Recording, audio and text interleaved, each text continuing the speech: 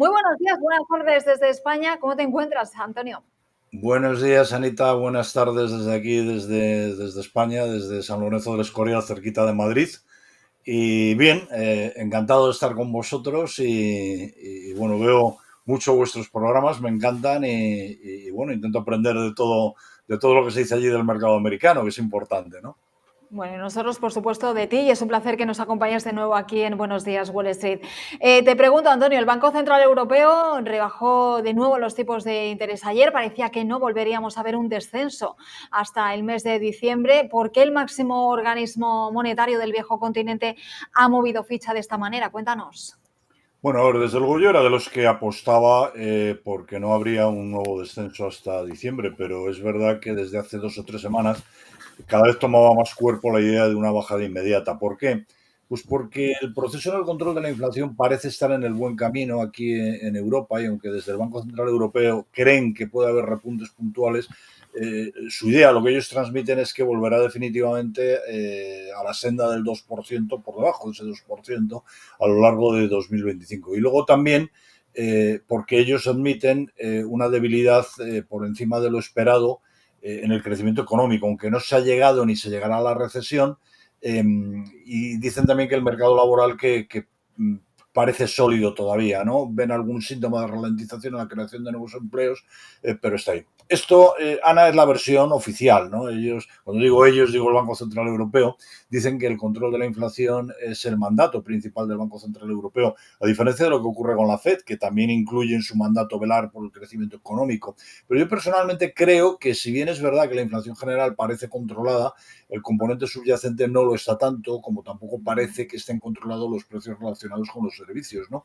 Y tampoco tengo tan claro que no haya preocupación con países como Alemania o Francia, países con un componente industrial muy importante y que están, digamos que de capa caída, ¿no? En buena parte por la cabezonería de los políticos de Bruselas de aplicar medidas ligadas a la Agenda 2030 que han destruido la industria, como la industria del automóvil, por ejemplo, en Europa, que era muy potente, que era un porcentaje muy importante del PIB, y en parte también por los problemas económicos que presenta China, que es uno de los grandes mercados para la Europa industrial, ¿no?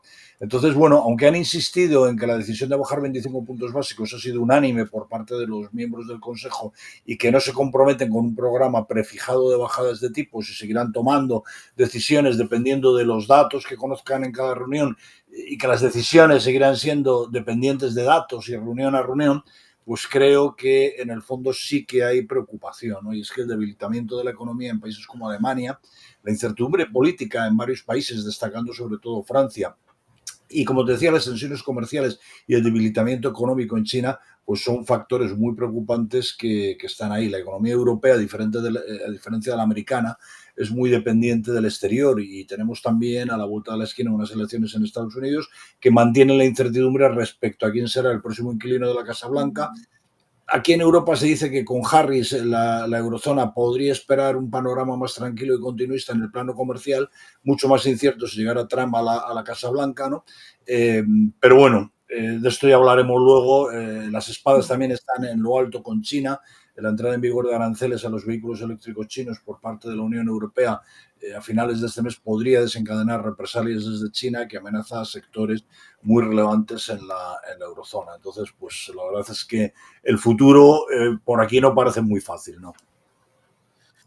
Muy bien, Antonio. Pues buenos días también te saluda. Mi nombre es Alejandro. Es un gusto, placer Buenos días, tener aquí Alejandro. tu conocimiento que compartes con nosotros y especialmente que nos traes de esa información, cómo se ve desde fuera de los Estados Unidos. Ahora, se ha concretado el dato de inflación aquí en la eurozona, perdón, se ha concretado el dato de inflación en la eurozona.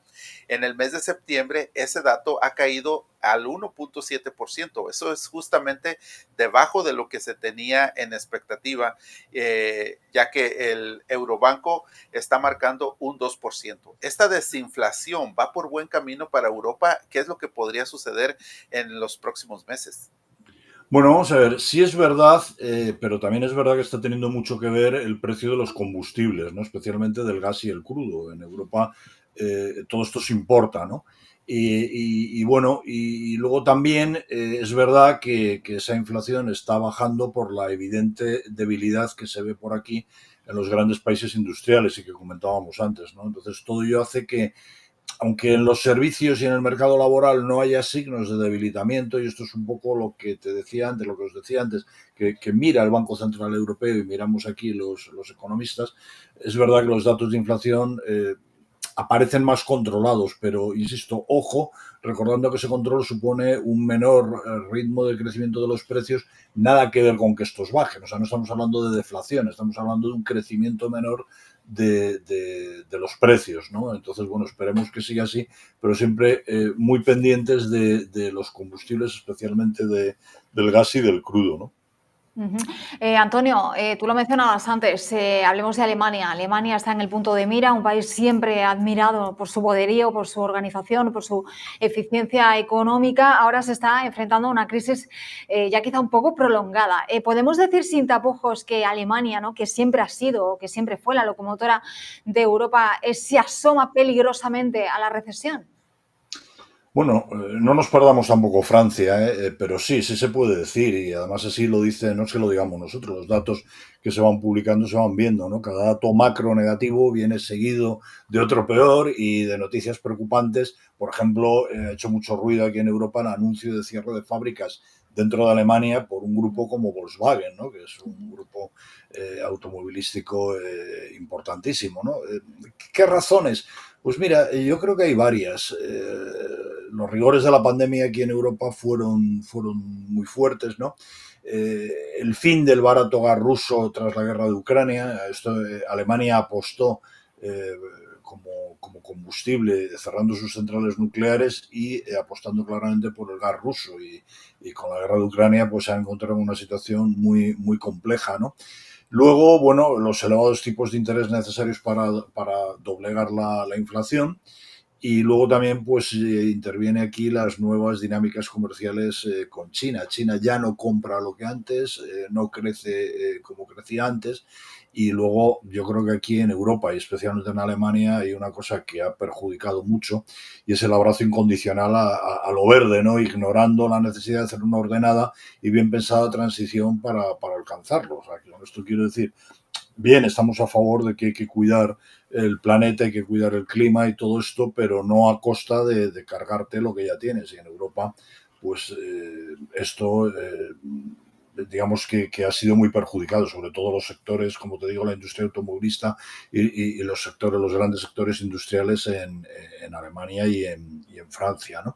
Entonces, bueno, pues, ¿qué puede pasar? Pues las perspectivas, la verdad es que son malas, ¿no? Y bueno, y aparte de quedar más que telegrafiada la recesión en el corto plazo, pues el horizonte no acaba de parecer positivo. Te podría poner muchos datos, pero creo que hay uno que lo resume bien, el índice IFO de confianza empresarial, que es uno de los más prestigiosos y observados de Europa, que se elabora en base a una encuesta mensual que se hace a 7.000 empresas alemanas.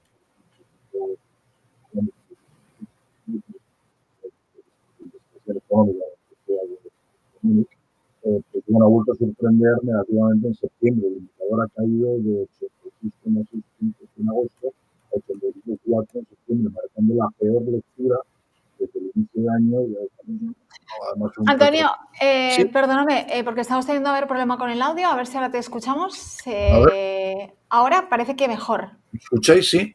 Sí, ahora sí, perfecto, perfecto. Bien, no sé dónde Perdona os la habéis quedado. interrupción. Bueno, te decía que hay un dato que es el índice IFO de confianza empresarial, que es uno de los más prestigiosos y observados por los economistas en Europa, que se elabora en base a una encuesta mensual que se hace a 7.000 empresas alemanas y el indicador pues está en mínimos del año, ¿no?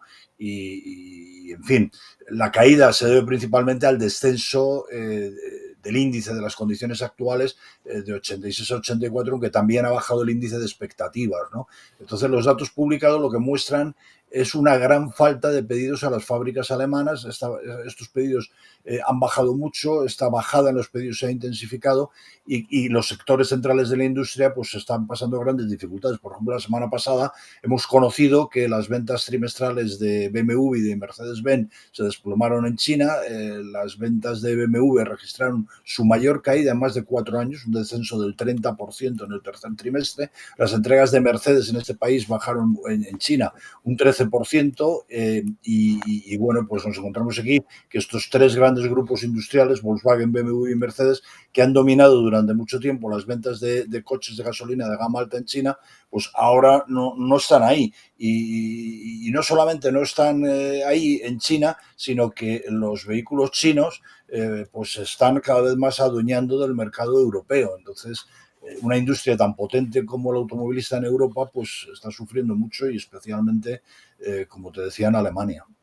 Bueno, pues sí, la verdad estamos dándonos cuenta de lo que está sucediendo allá en el viejo continente. Ahora, vamos a ver, queda todavía una reunión antes de que acabe este año en cuestión del Banco Central Europeo. ¿Qué posibilidad tenemos de que exista un nuevo recorte antes de que finalice este 2024?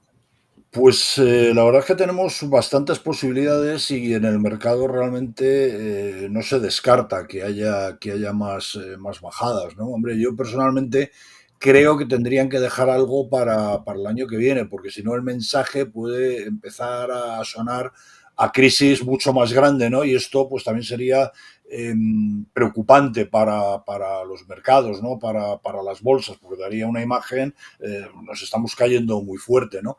Entonces, bueno, en el mercado sí, ahora mismo se está descontando otras dos bajadas más de un cuarto de punto de aquí a final de año. Yo, como te digo, personalmente creo que deberían de parar un poco y esperar al año que viene para volver a tomar esta senda de bajadas. Ujú. Y Antonio, ¿crees que puede tener un impacto esta tercera bajada del Banco Central Europeo en la próxima decisión de la Reserva Federal, que justo va a ser después de las elecciones? Y recordemos además que la Reserva Federal viene de poner absolutamente toda la carne en el asador con esa rebaja de 50 puntos básicos que no entraba, yo creo que en las apuestas de muchos analistas económicos. No, desde luego, y en las mías tampoco, me sorprendió bastante esa bajada de 50 puntos básicos, ¿no? Yo no creo que la decisión del Banco Central Europeo afecte a la Reserva Federal. La Reserva Federal está en otra fase por una razón muy simple, porque la economía norteamericana también está en otra fase, está mucho más fuerte que la europea, ¿no? Es verdad, la próxima reunión de la Reserva Federal es inmediatamente después de las elecciones presidenciales. Los pronósticos, las herramientas que se suelen utilizar, yo utilizo mucho la de Chicago Mercantile Exchange, dice ahora mismo pues que aproximadamente el 90% de los participantes en esta herramienta están pensando en una bajada de un cuarto de punto, y solo un 10% en que mantendrán tipos, ¿no? Bueno, no lo sé, quizás, o sea, desde luego de aquí a final de año habrá otra más seguro. Lo que yo no tengo claro es si será en esta de noviembre o quizás en la siguiente. Muy Ujú. bien, bueno, pues son situaciones que realmente tenemos que tomar en cuenta. Ahora, vamos a hablar un poco de los Estados Unidos. Hablemos de los mercados, ya que 47 nuevos récords históricos se han generado en este 2024 dentro del S&P 500. Además de que se están cumpliendo 2 años de constante aumento a esto en el mercado, pues obviamente es para ello, ¿verdad? Esperamos que siempre el mercado esté aumentando, pero ¿cómo podemos explicar esto? ¿Hasta cuándo podría terminar? ¿Por qué se habla de que estaríamos tocando los 6,000 puntos en un periodo muy corto? ¿Qué puede mantener ese ascenso en el S&P 500 para que lleguemos a esa meta de los 6,000 puntos? Pues esta es la pregunta del millón, Alejandro. Es muy difícil de contestar, ¿no? Pero bueno, vamos a intentarlo, ¿no? Lo primero que tenemos que decir es que mientras se mantenga el entorno económico global como está ahora mismo, hay muchas posibilidades de que el mercado siga subiendo. Es verdad que no estamos en el mejor de los mundos, pero bueno, yo creo que tampoco estamos en el peor, ¿no? A ver, aunque la economía americana desacelera, el crecimiento se mantiene. En Europa ya hemos visto que es mínimo. El mercado laboral en Estados Unidos ha habido un momento que parecía que se deterioraba, ¿no? Pero lo cierto es que permanece muy lejos de de situarse en zonas preocupantes, ¿no? Luego las empresas pues siguen presentando crecimientos de beneficios, sobre todo en Estados Unidos, no tanto en Europa, ¿no? Pero las grandes corporaciones americanas pues siguen publicando, ahora que estamos en plena campaña, siguen publicando buenas cifras, ¿no? Los bancos centrales han emprendido el proceso de bajada de tipos de referencia, puede que bajen menos de lo que el mercado realmente espera, porque el mercado siempre quiere más, y los bancos centrales pues yo creo que bueno, pondrán ahí un poquito de cordura y irán tomándose las cosas en su tiempo, ¿no?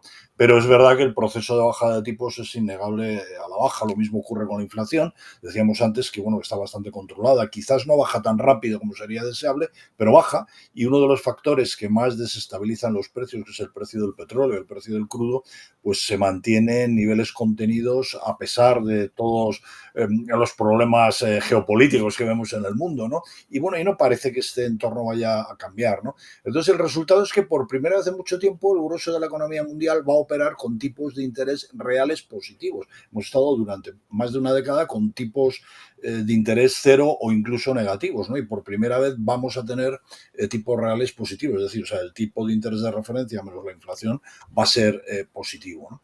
Luego, hay que decir más cosas. Decíamos antes que hay factores preocupantes. Existe un innegable riesgo geopolítico, dos guerras abiertas, China moviéndose en el Pacífico, pues amenazando bastante. Estos días se ha conocido también una posible intervención de Corea del Norte en la guerra en Ucrania.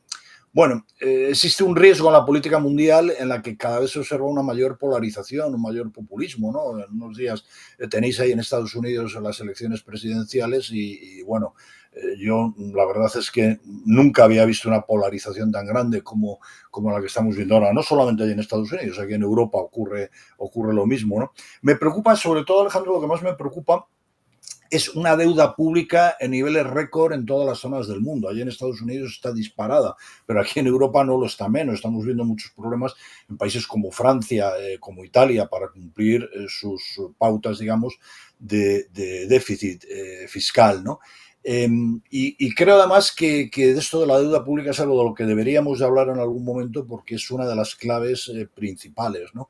Y que las bolsas estén mayoritariamente en zonas de máximos, pues bueno, a ver, ya sabemos que hay que ir con la tendencia, ¿no? Yo no soy analista técnico, pero los analistas técnicos ya saben que ya sabéis que dicen siempre que la tendencia es tu amiga y que hay que ir con la tendencia. Y ahora mismo la tendencia de los mercados, sabemos cualquier gráfico, cualquier índice americano de referencia, da lo mismo S&P, Dow, Nasdaq 100, y es claramente alcista, pero también sabemos que la tendencia puede variar en cualquier momento a partir de cualquier mínimo motivo, ¿no?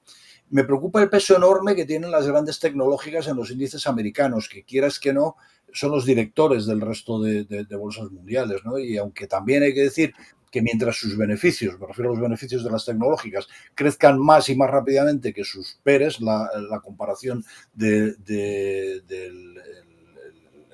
el PER ratio, no me refiero, ¿no?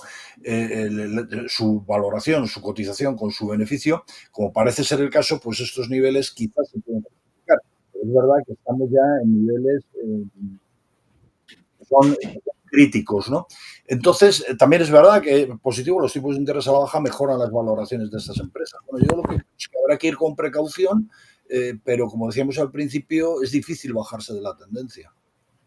Es que, Antonio, el crecimiento de la deuda, que es un tema muy importante y que de verdad deberíamos de mencionar, de la deuda pública es mayor o va más rápido que el crecimiento propio de la economía, ¿no? Esto es un dato que la verdad dice mucho. Pero como tú mencionabas, al final, ¿cómo aprovechamos este mercado alcista? Nos unimos a la fiesta, nos subimos al carro y vamos con la tendencia, ¿no?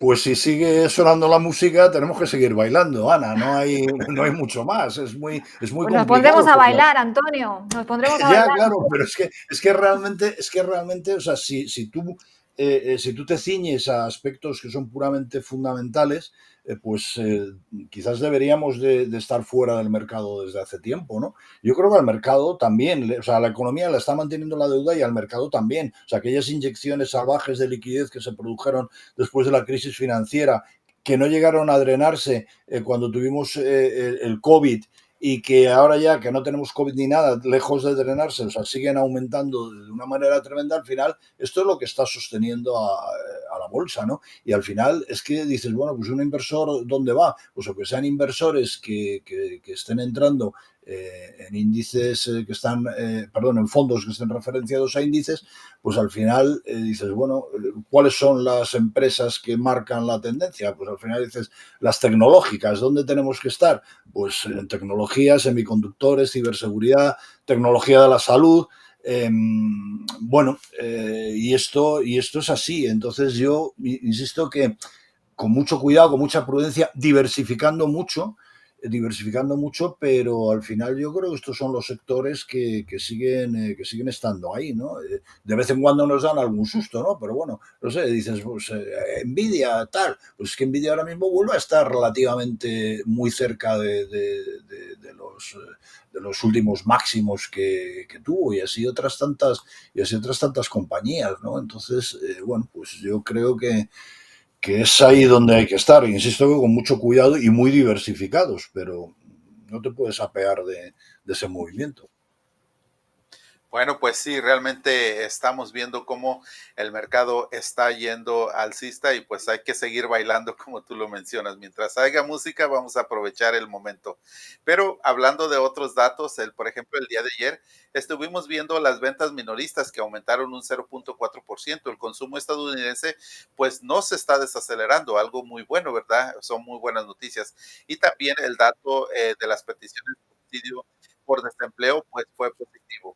¿Eso es lo que se busca realmente tener antes de las elecciones? ¿Cómo lo podríamos interpretar? Porque las elecciones realmente están a la vuelta de la esquina. Estamos hablando de escasamente 2 semanas. Esto que dices es muy interesante, ¿no? Es la foto que se buscaba para las elecciones.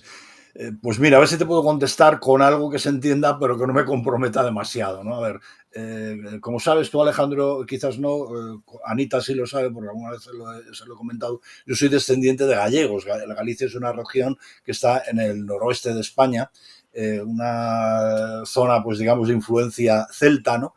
Y aunque yo me he criado aquí en Madrid, pues sigo teniendo muchos giros gallegos en mi forma de hablar, en mi forma de pensar. Y en Galicia hay un dicho que se dice mucho y es: las meigas existir no existen, pero a ver las haylas. Las meigas son las brujas en la mitología gallega, ¿no? No existen, pero están ahí, ¿no? Entonces, bueno, pues aquí, a ver, yo no puedo afirmar que los datos que se van publicando se están cocinando, se están arreglando, no lo puedo decir, no tengo la certeza de ello. Pues sí que es verdad, Anita y Alejandro, que en algún programa, en alguna invitada vuestra, sí que hemos escuchado recientemente decir cosas sobre las revisiones de los datos oficiales que se publican y se suelen revisar casi siempre en el mismo sentido. Por lo tanto, pues bueno, es así. La realidad es que la economía de Estados Unidos tiene un problema estructural muy grande, lo hemos dicho antes, la colosal deuda pública, un déficit fiscal que se sigue disparando.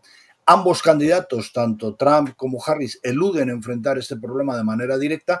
Esto es preocupante, ¿no? Durante el mandato de Trump la deuda pública aumentó mucho. Gran parte es verdad que debido a la pandemia del COVID y a los paquetes de estímulo que se lanzaron para reactivar la actividad económica, pero también es verdad que bajo la administración de Joe Biden y de Kamala Harris, que no hay que olvidar que aunque ahora ella se quiera desmarcar, Harris ha sido la vicepresidenta del gobierno, pues la deuda continuó creciendo hasta alcanzar los niveles históricos de récord que tenemos ahora, un déficit fiscal que parece completamente fuera de control, ¿no?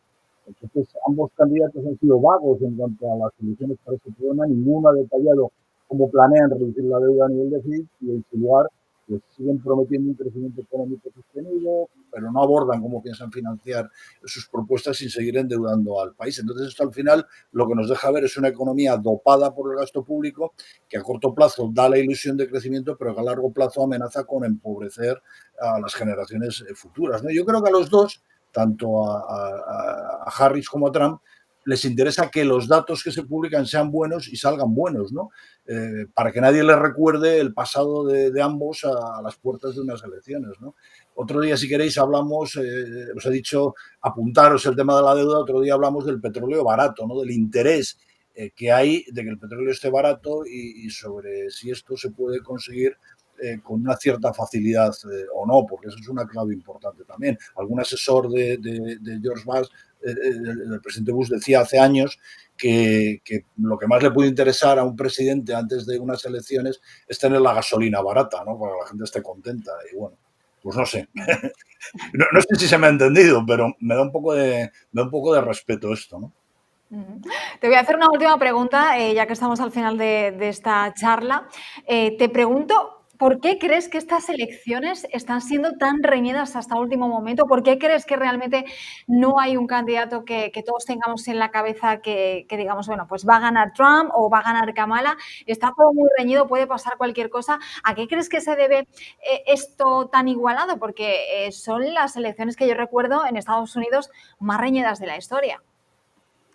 Pues bueno, yo creo que unos y otros han conseguido una polarización de la población en Estados Unidos tremenda. Yo no he vivido allí nunca, sí que tengo amigos que han vivido, ya tengo 65 años, llevo más de 40 años en la profesión y por lo tanto, pues bueno, he seguido lo que ha pasado allí en Estados Unidos y he visto ya unos cuantos presidentes, algunos mejores, otros peores, algunos demócratas, otros republicanos, unos con los que he estado de acuerdo, otros con los que he estado menos de acuerdo, pero sinceramente lo que se observa en los actuales candidatos, habría que sumar también a Biden, que es un señor que hasta el final pues va a estar dando grandes tardes de gloria, y esto, Anita, tú que eres cordobesa, explícales lo que es dar tardes de gloria, lo que decimos aquí en España, dar tardes de gloria, lo que hacen los toreros en las plazas de toros, ¿no?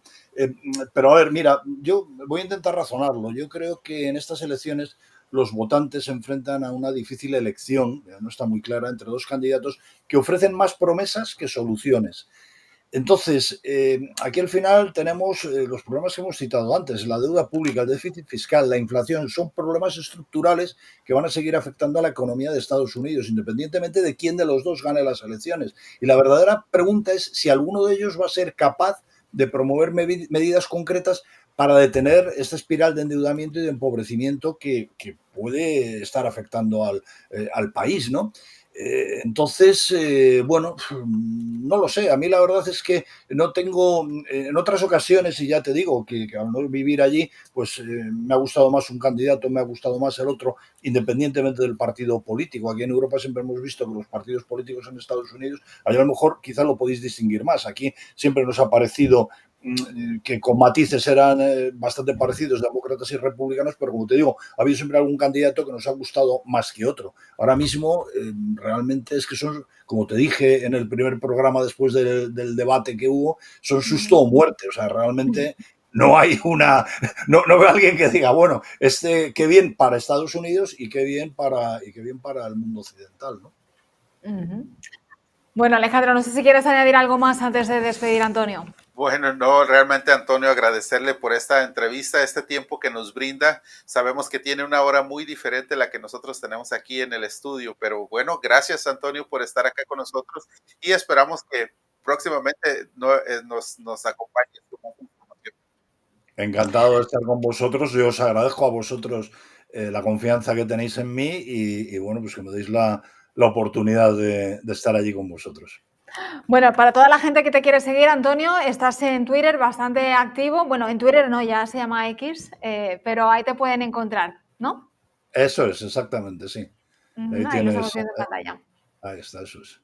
Perfecto. Oye, un placer, como siempre, que sigas disfrutando de esta tarde otoñal en Madrid y buen fin de semana. Muchas gracias de verdad por toda la información, por cómo nos lo explicas todo y, por supuesto, por tu grata compañía, que es un placer siempre tenerte con nosotros. Un abrazo. Gracias, Saludos, Alejandro, Antonio. Anita, encantado y un saludo para vosotros y para todos vuestros seguidores.